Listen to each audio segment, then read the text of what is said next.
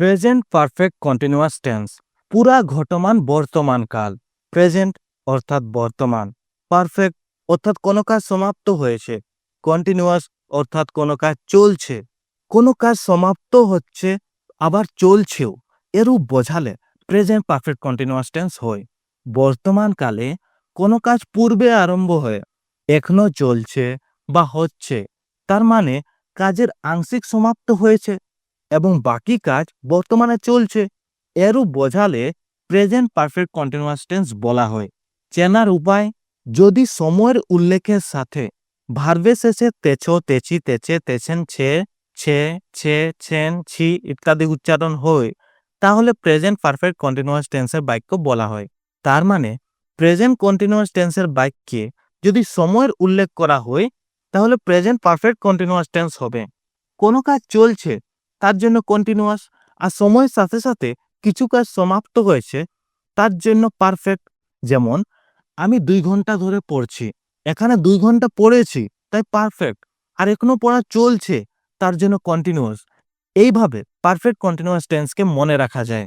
Structure: সবার আগে subject plus have has plus been plus verb plus ING plus object plus since or for plus time.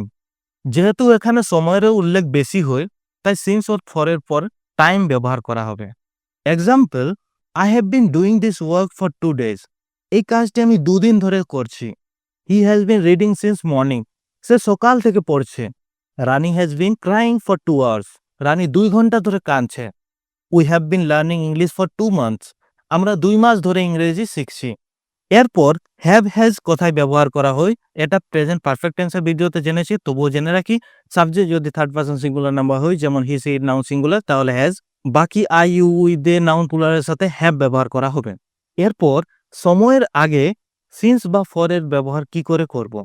কোনো নির্দিষ্ট সময়ের সাথে, মানে সময়ের শুরুটা বোঝা যায়, সেই সময় থেকে, এমন সময়ের আগে, এই specific time, starting, exact point of time, নির্দিষ্ট সময় সিন্স ব্যবহার করা হয়। যেমন মার্চ 31, 9:19 AM, সকাল, বুধবার, 2015, চাইল্ডহুড। মানে একটা এক্সাক্ট সময় যদি বলি তাহলে সেখানে সিন্সের ব্যবহার করা হবে।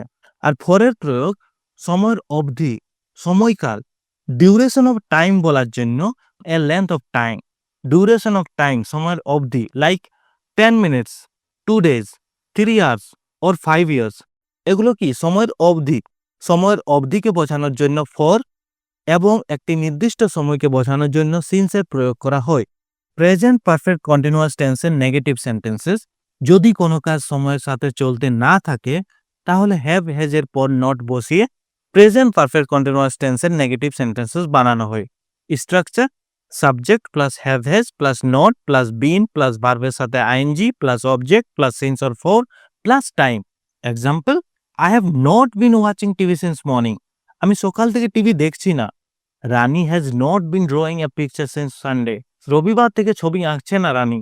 C has not been weeping for an hour. 1 ঘন্টা ধরে সে কাঁদছে না। Both of them have not been talking for 30 minutes। দুজনেই 30 মিনিট ধরে কথা বলছেন না। ইন্টারোগেটিভ: বর্তমানে কোনো কাজ লম্বা সময় ধরে চলতে থাকে কিন্তু এখনো শেষ হয়নি, এই বিষয়ে কোনো প্রশ্ন থাকে। যেমন তোমরা 2 ঘন্টা ধরে কি খেলা খেলছো? সকাল থেকে তুমি কোথায় ক্রিকেট খেলছো? তোমরা কি দুপুর থেকে ক্রিকেট খেলছো? 5 ঘন্টা ধরে কেন ক্রিকেট খেলছো? এরকম। তাহলে হ্যাভ হ্যাজকে সাবজেক্টের আগে আর প্রশ্নবোধক শব্দ আইডব্লিউ যদি থাকে তাহলে সেটিকে সবার আগে ব্যবহার করে ইন্টারোগেটিভ সেন্টেন্সেস বানাতে হয়। Structure: have has plus subject plus been plus ভার্বের সাথে ING plus object plus since or for plus time. যদি ইন্টারোগেটিভ ওয়ার্ডস থাকে তো ইন্টারোগেটিভ ওয়ার্ডস সবার আগে plus have has plus subject plus been plus ভার্বের সাথে ING plus object since of for plus time. Example: since when has she been playing. সে কখন থেকে খেলছে। Has she been reading since 2 o'clock। সে কি 2টো থেকে পড়ছে। Where has he been walking since morning. সে সকাল থেকে কোথায় হাঁটছে। What have they been writing for 3 hours। 3 ঘন্টা ধরে তারা কি লিখছে। ইন্টারোগেটিভ নেগেটিভ সেন্টেন্সেস যখন নাবাচক এবং প্রশ্নবাচক উভয়ই একসাথে কোনো বাক্যে আসে তখন সেই সেন্টেন্সকে ইন্টারোগেটিভ নেগেটিভ সেন্টেন্সেস বলা হয়। হ্যাজ হ্যাভের সাথে নটকে সংকোচন করেও কন্ট্রাকশন করেও ইন্টারোগেটিভ নেগেটিভ সেন্টেন্সেস বানানো যায়, যেমন hasn't, haven't. Structure have has plus subject plus not plus been plus ভার্বের সাথে ING plus object since or for plus time. আর ইন্টারোগেটিভ ওয়ার্ডস যদি থাকে তাহলে interrogative words plus have has plus subject plus not been plus verb plus ING plus object since or for plus time. Example, where has Rahul not been working for 3 hours? Rahul 3 ঘন্টা ধরে কোথায় হাঁটছেন না? Has he not been playing for 2 hours? সে কি 2 ঘন্টা ধরে খেলছে না? Why have they not been watching TV since evening? সন্ধ্যা থেকে তারা টিভি দেখছে না কেন?